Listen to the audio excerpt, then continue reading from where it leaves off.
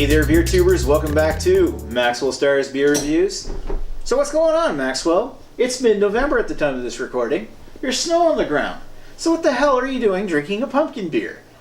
Well, to answer that question, I gotta tell you, last weekend I finally got a chance to make it down to Halifax and pick this up from Bishop's Cellar down on Lower Water Street, I think. Not too far away from the Garrison Brewery. And I got a specialty, a fall specialty from Sea Level Brewing from Port Williams, Nova Scotia. This is Sea Level Brewing's wet hopped Punkin Grinner Ale. So it's a wet hopped, I don't know how much hops are in it, but it's a pumpkin ale, pumpkin, Grinner. Yeah, right. Anyway, Sea Level Brewing has an approachable taste to quality. Microbrewed beers, we guarantee never compromise quality or quantity in our pursuit of brewing happiness.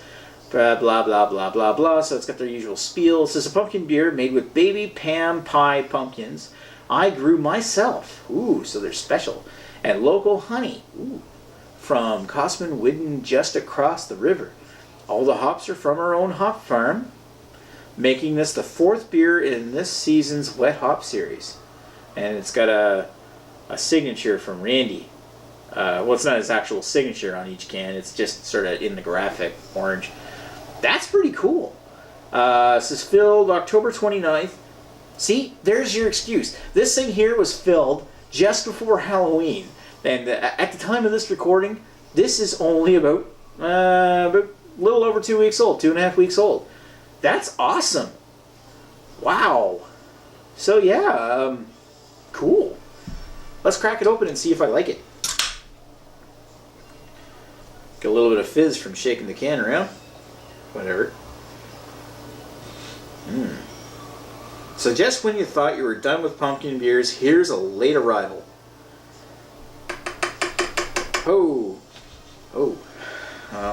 Smells like pumpkin, alright. Alright, looking at that. Standard pumpkin fare. Looks pretty nice. Let me see if I can snag a quick picture of this. I mean, it looks really nice. It's got this, like that typical pumpkin beer look. It's got that the deep cinnamon color. Cinnamon is a color. Kind of orange in appearance. Bit brown. Slightly tan head, which is, dissipating rather quickly. It's 5% ABV. It looks like your typical pumpkin beer. Maybe a little darker. It looks nice. Let's give it a sniff. And I don't know what hops they used in this, but it smells like so strong pumpkin.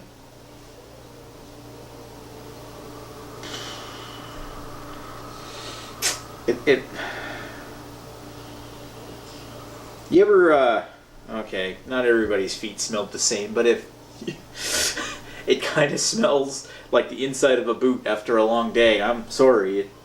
Yeah, you get that smell, but you almost get this rubbery, pungent, yeasty.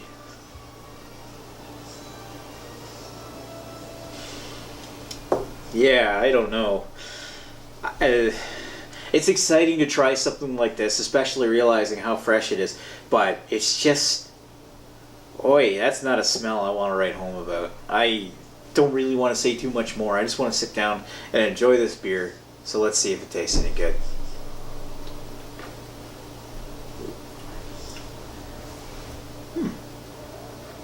It definitely tastes a lot better. It's the kind of beer maybe you really want to plug your nose first and then take a drink.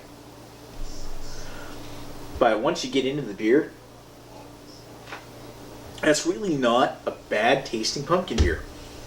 It's light, perhaps a little watery, not very well, not like highly carbonated, but carbonated well enough that it gives it a little slightly on the watery side of creamy, but creamy nonetheless. And I get this subtle hints of I get the pumpkin, and it's the pumpkin pie type of pumpkin ale. I don't get any of these. I can't tell if it's wet hopped, really. There's really not much there for hop characteristics. There's a slight earthiness, but it kind of blends in with like the cinnamon and the allspice and the nutmeg. And it's big on the spice. It's not big on the spices, so per se. It's not like clove bomb like the Garrison, sorry, not Garrison, Propeller's Pumpkin Ale is this year. This is miles beyond the Garrison Pumpkin this year, but there's Garrison Pumpkin. Miles beyond the Propeller Pumpkin this year, because that one is just terrible. This is actually a real pumpkin beer that kind of smells funky. The taste's pretty good, but it's just on that, you know, like slightly better than average pumpkin beer taste. And I'm kind of put off by that smell. I'm getting clove, watery spices. It's a mixed bag. I gotta say that the taste's awesome, but the smell is funky. And it's just this strange combination where it's got something that goes one way, the smell is going the other, and you might think, oh, the taste is what matters the most. Well, yeah. Plug your nose before you drink it, really. It's just, when you take a drink, you don't realize how much, like, you got to realize just how much smell really plays into the taste as you taste something. Because, I mean, it passes by the same, when you take a drink or consume something, it passes by the same receptors that, you know, like in the back of your mouth or where your scent in your nose is. And the smell really plays into the food you eat.